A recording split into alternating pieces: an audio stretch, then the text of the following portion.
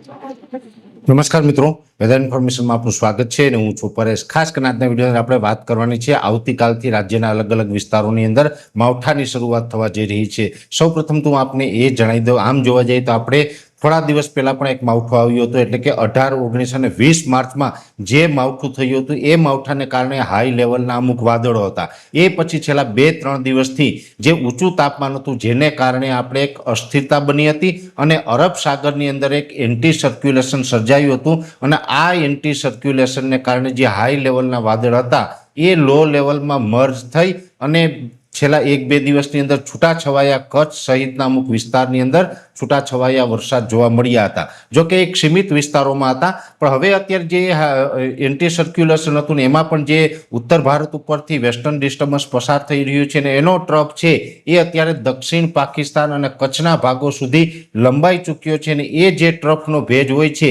એ આ એન્ટી સર્ક્યુલેશનમાં અત્યારે મર્જ થઈ ચૂક્યો છે અને અત્યારે 700 HPA લેવલે એક બહોળું સર્ક્યુલેશન રચાઈ ચૂક્યું છે। એટલે કે એ સર્ક્યુલેશન હશે એક પ્રકારની અસ્થિરતા છે જે ચોમાસા દરમિયાન વરસાદી સિસ્ટમના ભાગરૂપે જે સર્ક્યુલેશન રચાતું હોય એ પ્રકારનું નથી, પણ એક પ્રકારની અસ્થિરતા છે અને આ અસ્થિરતા છે એવા આવતીકાલે 28 માર્ચ છે, આવતીકાલથી રાજ્યના છૂટાછવાયા વિસ્તારોમાં વરસાદના રૂપમાં અસર કરવાનું ચાલુ કરી દેશે। જેમાં આપણે ઘણા સમયથી તમને વખતોવખતની જે માહિતી આપી રહ્યા છીએ એ મુજબ કે સૌરાષ્ટ્ર, કચ્છ અને ઉત્તર ગુજરાતમાં આની તીવ્રતા થોડીક વધારે જોવા મળશે। સૌરાષ્ટ્રમાં પણ પશ્ચિમ સૌરાષ્ટ્ર, દ્વારકા, જામનગર, પોરબંદર એ સાથે રાજકોટ, મોરબી જેવા વિસ્તારોની અંદર આની જે શક્યતા છે એ વધારે છે। કચ્છ જિલ્લામાં પણ સાર્વત્રિક લગભગ ઘણા બધા વિસ્તારોની અંદર આની અસર થશે અને ઉત્તર ગુજરાતના તમામ જિલ્લાઓ, એટલે આટલા વિસ્તારોની અંદર વધુ અસર થવાની છે, બીજા વિસ્તારમાં ઓછી અસર થવાની છે। અને મહત્વનું એ છે કે અત્યારે આમ જોવા જઈએ તો શિયાળુ પાક છે એ લગભગ આપણે મોટા ભાગે હવે એનું હાર્વેસ્ટિંગ થઈ ચૂક્યું છે। હવે કદાચ 1-2 સેન્ટરની અંદર કદાચ હાર્વેસ્ટિંગ બાકી હોય તો એ અપવાદરૂપ રહેશે। ઉનાળુ પાક છે અને સાથે બાગાયતી પાકો છે, આ તમામ પાકોની અંદર નુકસાની કરી શકે છે, કેમ કે આ માવઠું છે એની અંદર પણ ગયા વખતની જેમ જ ગાજવીજ અને પવનનું પ્રમાણ રહેશે। ગાજવીજ કરતાં પણ જે પવનનું પ્રમાણ હોય છે એ બાગાયતી પાકોની અંદર મોટું નુકસાન કરતું હોય છે। એટલે આવતીકાલથી જે વરસાદ થવાનો છે તેમાં પવનની ઝડપ થોડીક વધારે રહેશે। આમ જોવા જઈએ તો આ સાર્વત્રિક, એટલે કે દરેક સેન્ટરમાં આ વરસાદ નથી થવાનો, પણ છૂટાછવાયા વિસ્તારમાં હશે, 2-5 ગામમાં હશે, 10-15 ગામમાં ન હોય, વળી પાછો 2-5 ગામમાં હોય, એ પ્રકારના વરસાદ થવાના છે।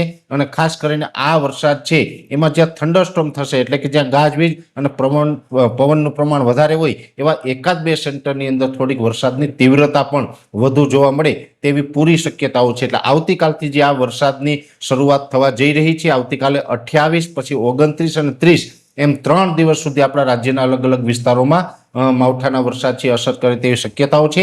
31 તારીખથી લગભગ આપણું હવામાન છે ખુલ્લું થઈ જશે અને અત્યારે દક્ષિણ પાકિસ્તાન અને કચ્છ પાસેથી જે આ ટ્રફ છે એ આપણે સર્ક્યુલેશનના ભાગરૂપે મર્જ થઈ રહ્યો છે। આ જે આખી અસ્થિરતા આપણા ઉપરથી પસાર થવાની છે, આ અસ્થિરતા લગભગ 30 તારીખે મોડી રાત્રે અથવા તો 31 તારીખે સવાર સુધીમાં આ અસ્થિરતા છે એ ગયા વખતની જેમ જ ઉત્તર પૂર્વ દિશામાં આગળ નીકળી જશે અને પછી આપણે 31 તારીખથી આ માવઠાના ઝાપટાઓમાંથી, વરસાદમાંથી મુક્ત થશું એવું ચોક્કસ અમારું માનવું છે। છતાં પણ આના ઉપર અમારી સતત નજર છે, આ વિશેની પડેપડની માહિતી છે અમે આપના સુધી પહોંચાડતા રહેશું। અત્યારે આ વિડીયોની અંદર એટલું જ। અંતમાં દરેક મિત્રોને વિનંતી રહેશે કે વિડીયો લાઈક આપીને દરેક ગ્રુપમાં શેર કરી દેવો। જો તમે અમને યુટ્યુબ ઉપર જોઈ રહ્યા હોય તો ચેનલને સબસ્ક્રાઇબ કરજો અને ફેસબુક પેજને ફોલો કરજો। નમસ્કાર।